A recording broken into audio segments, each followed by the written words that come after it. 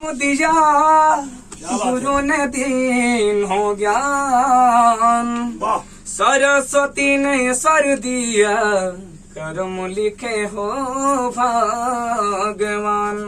अपने अपने माता पिता की जय। और की बार हमको विश्वास है कि आंख में आंसू आने से कोई रोक नहीं सकता है। क्या बात, क्योंकि जितना क्या बताएं, अमृत के धार के हु के तनो पियाई गो माई बिना।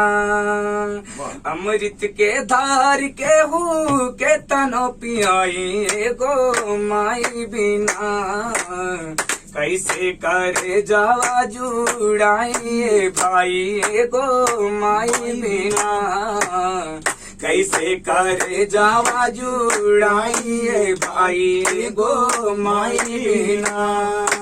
अरे करे एहसान माई दुनिया देखावेली, करे एहसान माई दुनिया देखावेली। बोले बतियावे हमें चले भी सिखावेली, बोले बतियावे और चले भी सिखावेली।